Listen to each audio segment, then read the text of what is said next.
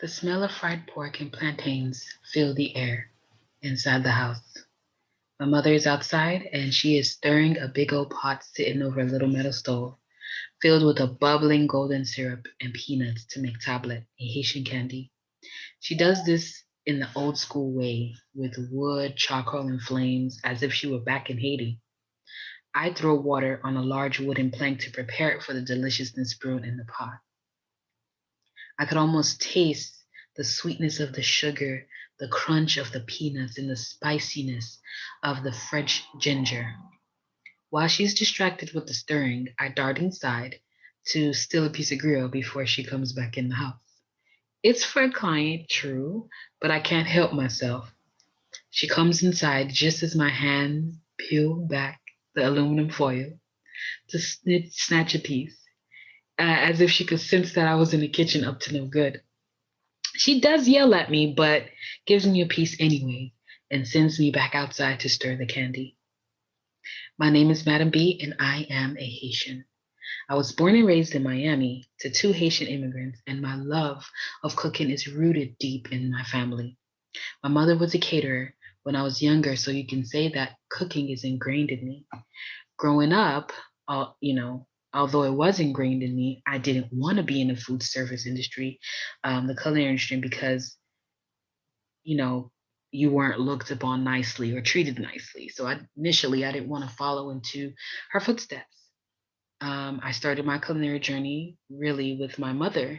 I would help her clean and season the meat. I hated it so much though, because the feeling of raw meat was just so disgusting to me.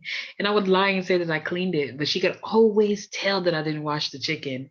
I thought she was magic. I didn't find out until later in life that the acid from the lemon cooks the flesh slightly so it changed the color, and that's how she knew.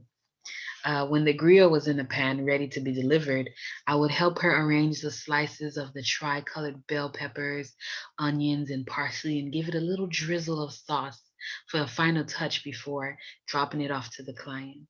Every Saturday afternoon, we would load up the back of our Pinto station wagon with griot, bun-on, and fried chicken and pickles and go to the church to sell it. People will call her the chicken lady and line up behind the car as we serve the food out of the trunk in little pieces of aluminum foil. As a kid, obviously, I didn't like that. I felt like, why did we have to do that? But today, I'm grateful for those experiences because um, I look back on them fondly, and I wish I enjoyed it more when I was there. But I said I would never work in food then. So when I graduated from high school, I had a brief stint in the US Navy. That didn't work out. We don't need to talk about it. I came home and tried various things from early childhood education to makeup artistry. And trying to be a makeup artist was probably the worst thing ever. I was terrible. I'm sure if I, practiced, that I would be good. But I just thought, how much different is art from makeup artistry? I mean, it's basically the same thing. And I just did a lot of gaga. Okay. So I gave that up. Finally, I went to a college for fashion design in 2009, and I thought I found my calling, but I was just not fulfilled. In 2013, I had a complete meltdown because I just felt so empty. So I just took a break from everything. In 2014, while I was working as an office assistant at an event venue, they were short staffed in the kitchen one day and asked for my help. I accepted because the money. But as soon as I got into the kitchen and started moving around and cutting and chopping, I absolutely fell in love. I feel like my ancestors and my spirit brought me back to food. So I decided I wanted to jump into the culinary industry. And the rest is history. I had my first official job as a cashier in a restaurant. And within a couple of months, I was on the line. I wanted to soak in everything and make sure I learned everything. So I cross trained in all the sections: hot, cold, prep, even dishwashing. I did some catering work with the same company and eventually took on the opportunity to be the chef at one of their locations in Miami Beach. I've worked on a food truck, a bakery, festivals. I've worked as a retreat chef, a private chef. and and more. From American cuisine to my brief stint working with a little French restaurant. We'll talk more about that later. I'm going to insert an eye roll right there. I'm constantly watching videos, shows, competition, anything to immerse myself into all things culinary and just really get all of the knowledge and soak it in. And I just find that I'm within my purpose and I absolutely love it. Um, but unfortunately, the culinary world is dominated by men and white and Asian men, from my observation. That's the truth, unfortunate truth. But it's time that the world sees and hears the Black people that have made amazing contributions, and I feel like there's a shift happening, and I'm very happy about it. And we are innovators, we are creators. Imagine being able to tell our stories amongst ourselves without the pressure to shuck and jive for people who collect our experiences for shock value and checks. Imagine sharing stories with someone who relates to us and understands us. African and African diasporic culture has been pillaged, colonized, and exploited. Stories about poverty used to make others seem so caring and human, but a lot of the times they forget the joy, the culture, the love that we have in our collective cultures, just the amazing, beautiful pictures and stories that we have. The spectators don't highlight our persistence. They don't highlight our resilience in the face of adversity. The fact that we were literally given scraps and we turned them into beautiful culinary creations. Uh, One example, oxtails, right? We are here and we have the right to tell our stories our way. We have a right to represent our food authentically without the fear that we'll be exploited. Our culture, to represent our culture authentically without it being exploited and turned into something that it's not, and without the fear of someone trying to come in and boot us out of our own culture. That it's and it happens.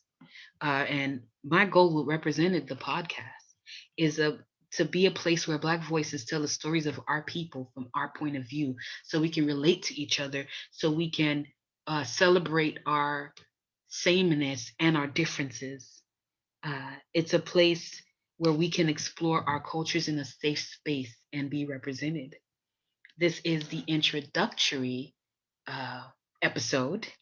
The real episode, the first real one, will be January 2nd, and I will be doing a celebration.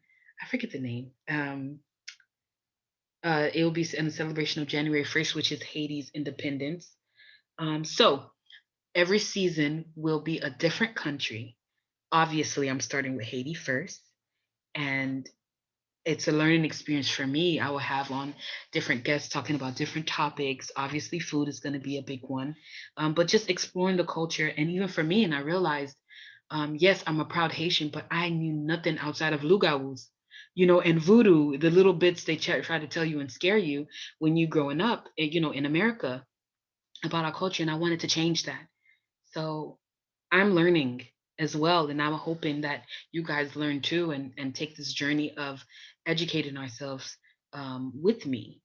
And I'm just so excited to learn more about the Haitian culture and to bring this to you guys. And I hope that you are as excited as I am. Um, this is a chance for us to relate, and this is a chance for us to see the beauty and to talk about issues and different things that are pertinent to us, and just really deep dive into these cultures, the African cultures, from the various African countries and the African diaspora, countries in the African diaspora as well. And I'm just super excited. You can find Represented the podcast on Instagram. The spelling is a little different, but you can find it. We're on YouTube. I believe we're on SoundCloud and Stitcher. I will accompany the links.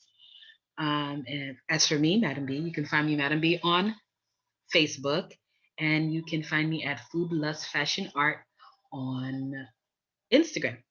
So until the next time, I hope that you will come on this journey with me. Bye.